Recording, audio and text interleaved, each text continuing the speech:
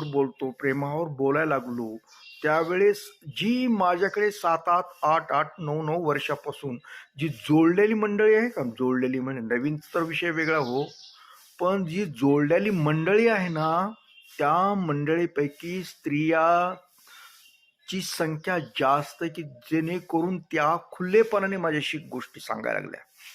कारण की त्यांना समजा काय त्यांचे कुणाशी समजा संबंध होते, काय झालं, कुणाचं कसं कशामुळे टेन्शनमध्ये, हं?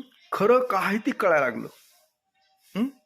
याच्या अगोदर ते फक्त आम्हाला असं होतंय, मला तसं होतं वगैरे वगैरे अशा गोष्टी.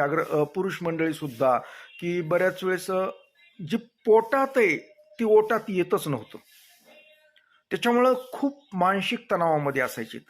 कसं महाराजाला सांगावं? आता असं प्रकार म्हणतात ना, की अवघड ठिकाणचं दुखणं जर सांगता येईना आणि दाखवता येईना असा प्रकार होत होता त्यांच्यात.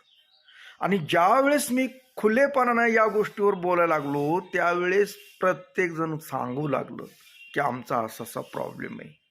हं? तर मी कित्येक जणांचं कुटुंब जे उद्ध्वस्त होत होतं, घटस्फोटापर्यंत चाललेलं होतं केसेस. दोघं नवरा बायको घरातली घरात असताना सुद्धा त्यांचे सुसंवाद होत नव्हते, संबंध चांगले काही जे वैवाहिक संबंध असं म्हणतो ते संबंध व्यवस्थित होत नव्हते, काही नव्हतं. त्याच्यामुळं घरात ताणतणाव, ह्या गोष्टी असायच्या. हं? ज्यावेळेस मी खुलेपणानं अशा गोष्टी बोलू लागलो, सांगू लागलो, त्यावेळेस त्यांना मी एकत्र आणलं.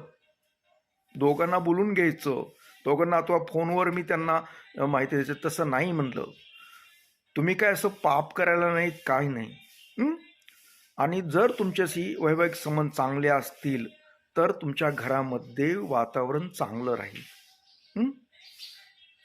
काय असतं बऱ्याच वेळेस लाजेपोटी काही पोटी जरी प्रेम व्यक्त करूच शकत नव्हते, नवरा बायको सुद्धा प्रेम व्यक्त करता येत नव्हतं. लाजलं समजा, मुलं मोठी झालीत, कसं बोलावं, काय काहीतरी असतं.